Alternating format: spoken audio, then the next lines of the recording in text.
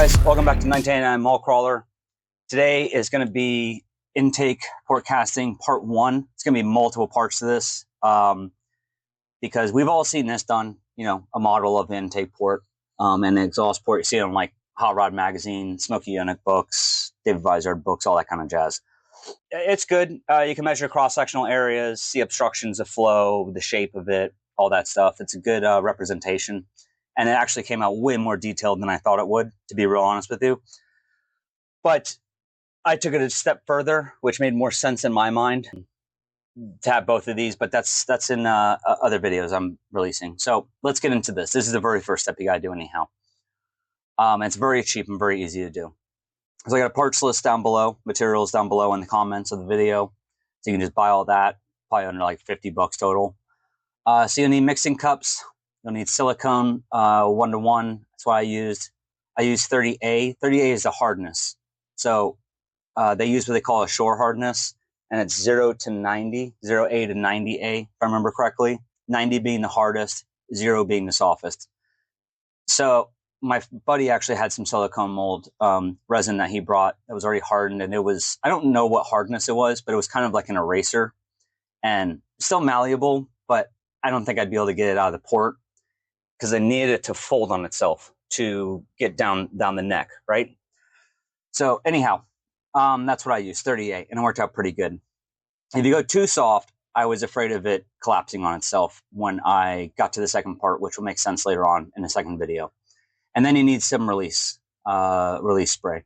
And this stuff actually worked really good. I've used it throughout the whole entire project. All right, so there's our cylinder head. Clean it out really well because I wanted the actual shape of this cylinder head, the intake. This is a 7120 head for the Jeep 4.0. Hindsight 2020, I didn't know this at the time, so I cleaned the hell out of the head. But it'd be interesting to see that head has less than 500 miles on it, so it's still fairly new. But it does have a lot of gunk. I'd be interested to see what a gunky head shape is compared to a clean one. So, like I said, hindsight's 2020. I didn't even know that was an option, but I'm pretty sure it is an option. So I'll show you here. That valve is pretty nasty. I cleaned it up pretty well, as best I could. I wanted to reuse the valve because it's, like I said, that head is still good. I don't know if I will be able to. Poor valve's gone through hell in multiple videos, but yeah. It might still be good. I don't know. But I tried to clean it as best I could, and I didn't spend that much time on it. Like, I couldn't get all the gunk off of it. But, and I'll show you what that actually proved later on. It's pretty cool. So here I'm trying to do like plugs. So when the resin dries, I can pull them out and then have basically a void for it to fold on itself to get through the port.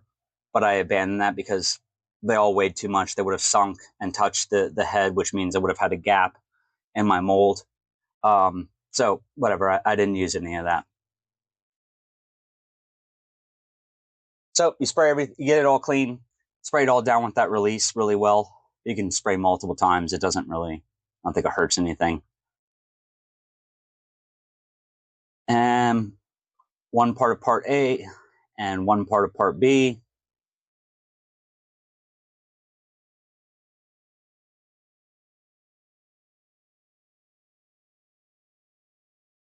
And you mix it up really well. When you feel like it's well mixed, mix it some more just to make sure. I poured this cup into another cup. If you ever see that done, a lot of surfboard guys and stuff do it. That's because in theory, part A or part B, whatever you poured first, is in the corners of the cup, and it's impossible to get that truly mixed up. So they pour it into another cup, make sure you get a full mixture.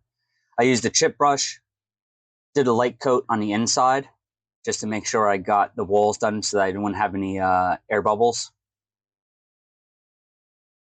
So it kind of puts a thin film on there. Then I put back in the valve, put in the spring and retainers. Sorry I didn't get a better view of this. I probably just should have flipped it around the camera, but I didn't think of it.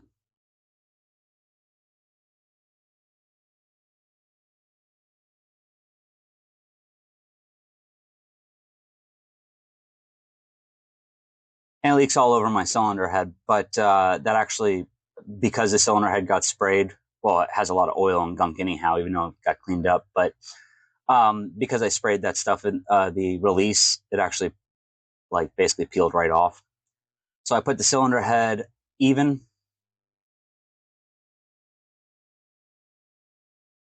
Kind of like if you're pouring up a cup and you want it straight to the tippity top, you want it to be nice and level.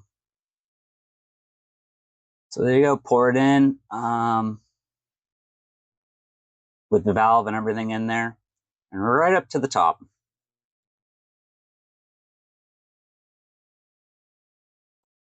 So now it's all dry.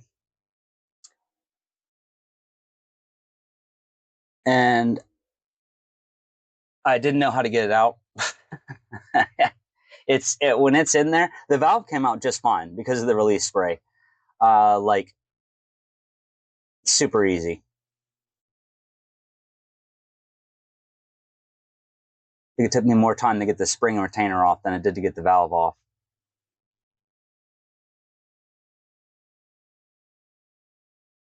But it was in there. It released just fine, but it was in there. Yeah. Don't do what I did. Don't put metal around the seat. I mean, it's hard. You know, the cylinder head is pretty hard metal, but and don't try to use the valve. So, and I tried air. That was the next obvious thing. Yep, that didn't get me anywhere. So I fight it. What I ended up doing is getting a spade bit. I think that's a 7/8, maybe 3/4. And put that void in there, kind of like my original idea. Remember, I was thinking about having a void in there, so that this way it would fold onto itself. And then I use the pliers with a rubber handle, rubber coating to get it out where the valve stem was, and it did okay. And like I said, it's separated from the head just fine. But then that's a block of wood I use for when I'm casting bullets to hit the cutoff to shear the top plate. And I basically just worked it around the corners. And when it starts to come out, it comes out. It's a little bit hard at first, but and there you go. You see it kind of starting to poke out a little bit. All right, and then there we go. Now it's out. So this casting came out way more detailed than I thought it would. So here you can see where the valve was, right? And when I first pulled it, I was like, oh, wow, I must have had like, air gap, something like that around the valve. It wasn't. It was actually that the carbon buildup.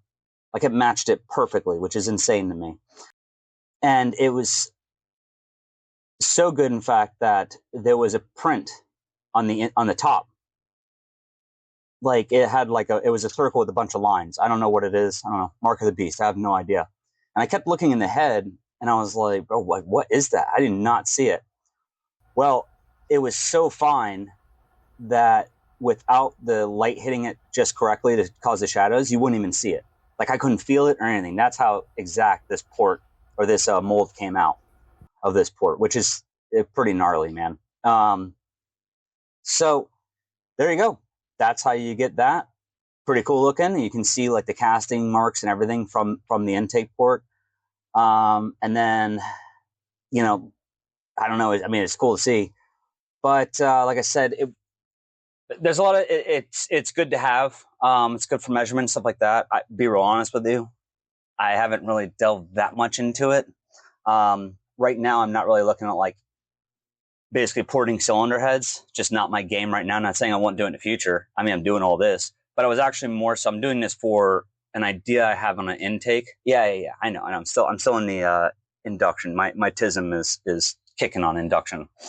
I need to get off of it. But there you go. That's how you make it.